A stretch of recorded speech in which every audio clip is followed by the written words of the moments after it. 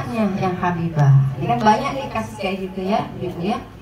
Dibawa pergi menghadap Rasulullah. Kemudian dia bilang, afroshtuhu karimati falantamaha. Hai Rasulullah, saya nggak terima. Saya berikan anak saya ini kepada saat untuk dinikahi, gitu ya, untuk melayaninya dan segala macamnya. Tapi ternyata dia menampar anak saya nggak terima.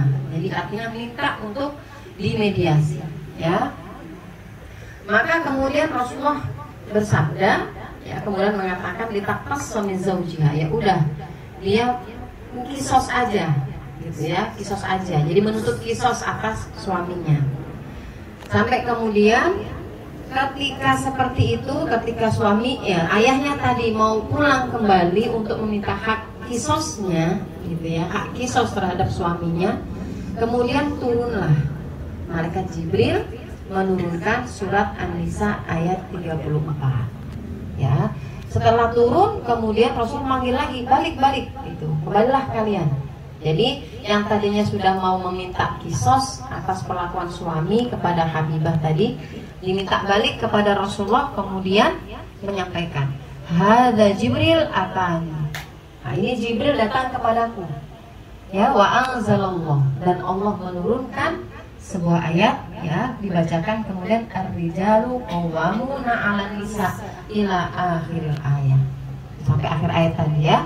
Terus menyampaikan aradna amron. Ya, kita mungkin bisa memutuskan sebuah perkara, atau kita mungkin punya keinginan atas sebuah perkara. Artinya kita punya pikiran, kita punya keputusan, kita punya kebijakan.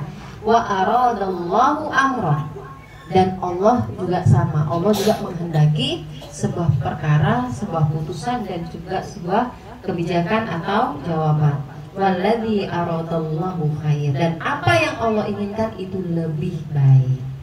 Gitu ya, yang lebih baik. Artinya mereka tidak jadi tuh berbuat kisos karena sudah ada jawaban dari Allah berupa An-Nisa ayat 34. Ya. Ya kalau nurutin maunya kita ya balik-balik nampar lagi ya. Gitu. Artinya kamu gituin aku gituin kamu, maunya manusia gitu. Tapi tidak, Allah turunkan sebuah solusi, yaitu surat An-Nisa ayat 34 yang kemarin sudah kita bahas. Jika misalnya sang istri melakukan nusyuz, maka harus bagaimana caranya, ya, nggak boleh langsung dipukul, ditampar, kan nggak boleh, ya, dinasehatin dulu, ya, dinasehatin, nggak bisa pisah ranjang dulu biar sama-sama muhasabah, sama-sama refleksi. Kalau nggak bisa juga, kalau mau dikasih penegasan berupa fisik, tetap ada aturannya. Nggak boleh di sekitar kepala, berarti nampar juga nggak boleh, ya, nggak boleh sekitar kepala. Terus kemudian tidak boleh menyakiti, ya. Tuh, kemudian niatnya, tujuannya murni untuk mengedukasi, gitu ya. Kemudian disampaikan Rasulullah, tetapi yang paling baik di antara kalian adalah yang paling baik muamalahnya terhadap istrinya. Nah, bagi itu berarti kan artinya nggak boleh seorang suami dikit-dikit samain tangan, itu nggak boleh, ya. Lelaki paling baik nih, paling sejati kalau kata Rasulullah, ya, kalau hobinya menyenangkan istrinya, ya kan? Ya, setiap awal bulan dikasih jatah shopping mah, gitu ya, healing mah, sono jalan-jalan dia ngutak di dapur aja, makan gitu. Nah itu paling top berarti ya. Ya. Tapi apakah hanya itu yang diturunkan oleh Allah? Enggak. Allah SWT di surat An-Nisa itu juga menyampaikan pencegahan. Kalau tadi kan solusi ketika ada masalah.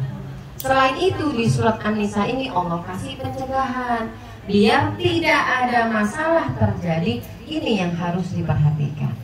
Apa itu? Ar-rijalu qawwamuna 'alan nisa bima faddalallahu ba'dhum 'ala ba'd wa bima anfaqu min amwalihim fas-salihatu qanitatun hafizatun lil ghaibi bima hafizallah. Nah, ini pencegahannya. Apa ini maksudnya? Maksudnya setiap dari suami dan istri ini kita harus paham betul apa yang menjadi hak, kewajiban, peran dan fungsi masing-masing. Pertama, kita sebagai istri harus tahu suami kita itu posisinya adalah ar-rijalu qawwamuna 'alan nisa. Laki-laki itu kalau tadi diterjemah pemimpin untuk perempuan. Nah itu salah satu makna dari qawwam. Ini harga mati Bu, sudah Allah